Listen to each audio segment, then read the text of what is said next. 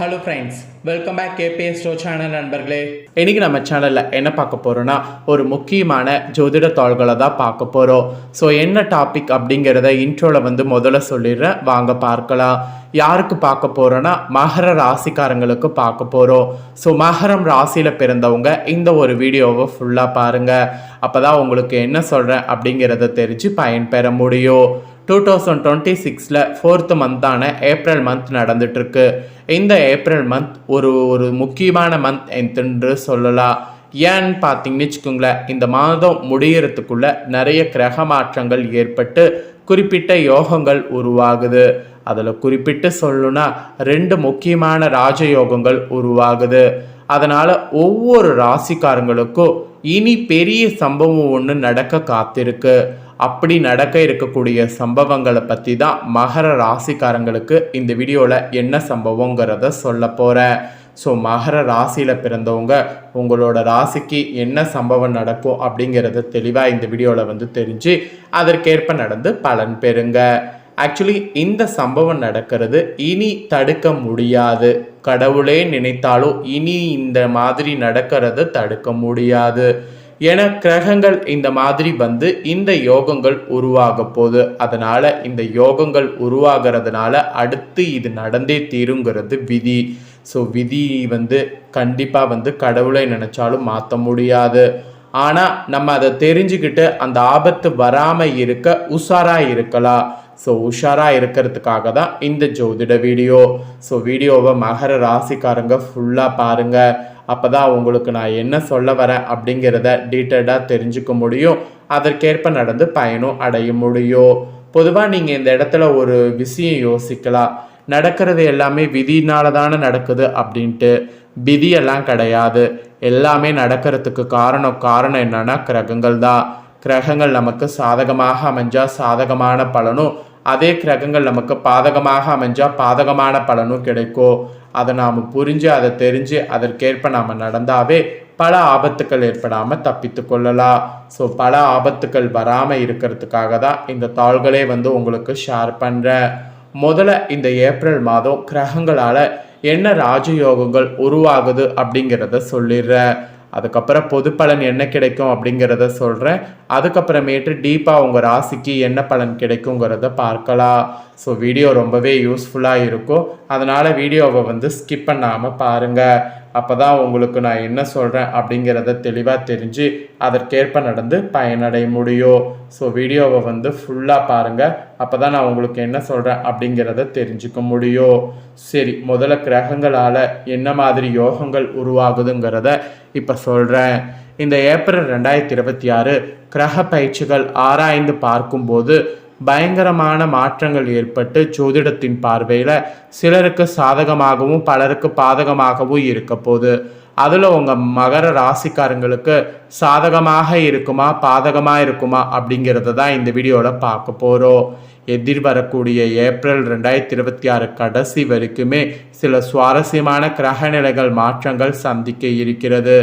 இதனுடைய தாக்கம்தான் பயங்கரமாக ஏற்பட்டு சதுர்கிரக யோகம், அதோடு மால்விய ராஜயோகம் உள்ளிட்ட சுப யோகங்கள் உருவாகுது. இந்த யோகங்கள் உருவாகிறதுனால தான் அனைத்து ராசினருடைய வாழ்க்கையில் தனித்துவமான பலன்களை இப்போ பர்டிகுலராக கொண்டு வர்றது. அதுலேயும் குறிப்பாக தனது சொந்த ராசியில் சுக்கிரன் குடியேறாரு. அவர் சொந்த ராசியில் குடியேறும்போது எல்லாருடைய வாழ்க்கையிலுமே நேர்மையான பலன்களை கொண்டு வருவார்.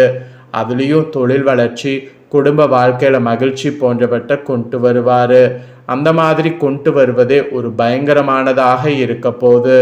அதனால தான் இந்த ஏப்ரல் 2026 மிகவும் மங்களகரமான மாற்றங்களை சந்திக்க இருக்கக்கூடியதாக குறிப்பிடப்படுது.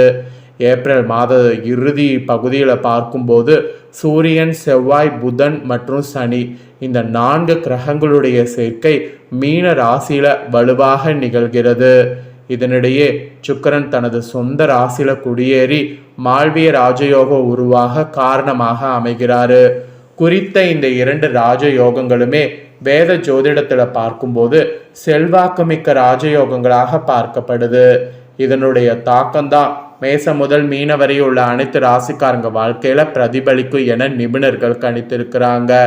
நிபுணர்கள் கணித்துள்ளது போல இப்போ நான் உங்கள் ராசிக்கு என்ன பலன் கிடைக்குங்கிறத சொல்ல போகிறேன். ஸோ உங்கள் ராசிக்கான பலனை தெரிஞ்சு அதற்கேற்ப நடந்து பலன் பெறுங்க. ஏப்ரல் 2 அன்னைக்கு என்ன நடந்திருக்குன்னா, மீன ராசியில் செவ்வாய் பயிற்சி நடந்திருக்கு.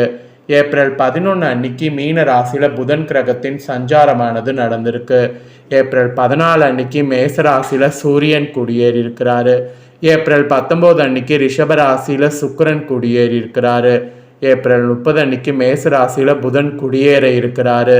இந்த மாதிரி கிரகங்களுடைய மாற்றங்கள்லாம் இருக்குதுங்க, நடந்திருக்குங்க. அதனோட அடிப்படையில் தான் உங்களுக்கு சம்பவம் நடக்கிறதே குறிப்பிடப்பட்டிருக்கு. ஸோ மகர ராசிக்காரங்க உங்களுக்கு என்ன சம்பவம் நடக்கும் அப்படிங்கிறத தெரிஞ்சு அதற்கேற்ப நடந்து பலன் பெறுங்க.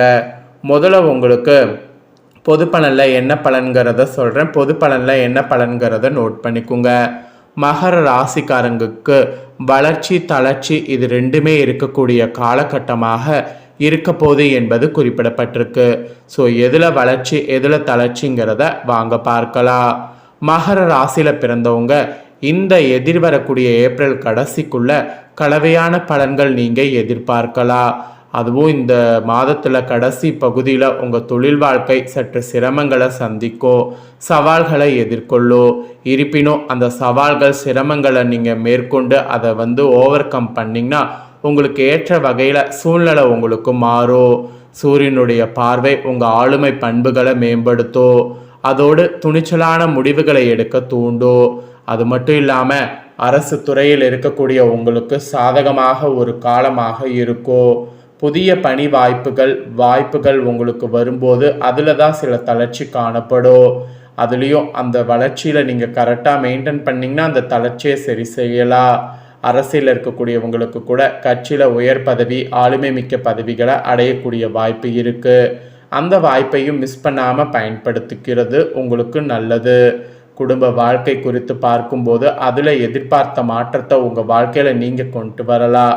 ஸோ அதில் வளர்ச்சி மகிழ்ச்சியான தருணங்கள் கொண்டு வரலாம். ஸோ வளர்ச்சின்னு பார்த்தீங்கன்னா இதெல்லாம் தான் வளர்ச்சியாக உங்களுக்கு குறிப்பிடப்பட்டிருக்கு. ஸோ இந்த வளர்ச்சிகளுக்கு ஏற்ப நீங்கள் செயல்படணும். தளர்ச்சிகள் சொன்னால அதில் கொஞ்சம் கவனமாகவும் இருக்கணும்.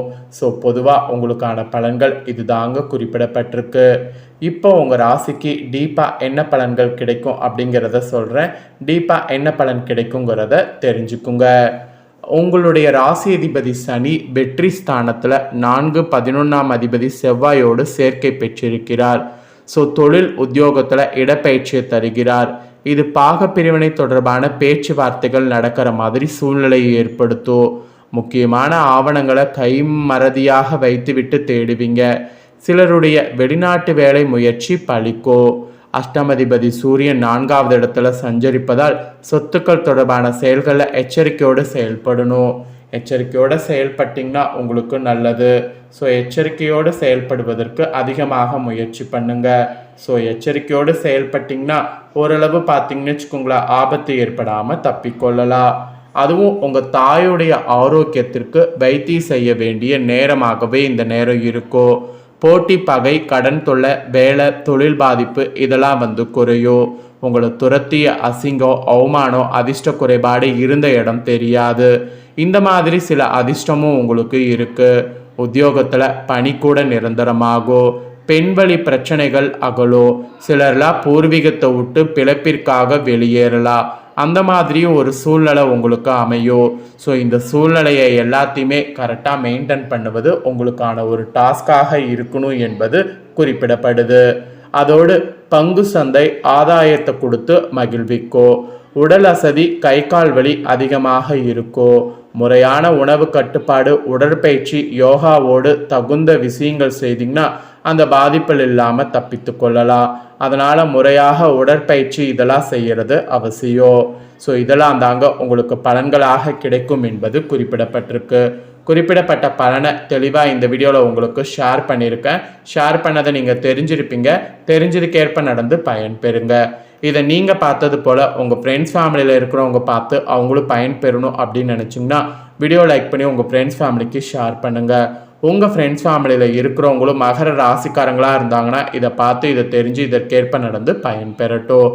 இதே போல் புதிய அப்டேட்டான நிறைய வீடியோ நம்ம சேனலில் போடப்படும். அதை எல்லாமே உடனுக்குடனே தெரிந்து கொள்ள மறக்காமல் நம்ம சேனலை சப்ஸ்கிரைப் பண்ணுங்கள், கூட பெல் பண்ண ப்ரெஸ் பண்ணுங்கள். ஃபஸ்ட் டைம் பார்க்குறவங்க சப்ஸ்கிரைப் பண்ணி பெல் பண்ண ப்ரெஸ் பண்ணிட்டீங்கன்னா இனி நான் போகிற மற்ற அப்டேட்டான எல்லா வீடியோஸும் உடனுக்குடனே தெரிந்து கொள்ளலாம். ஸோ மறக்காமல் பண்ணுங்கள். வேறொரு வீடியோவில் உங்களை சந்திக்கிறேன். நன்றி, வணக்கம்.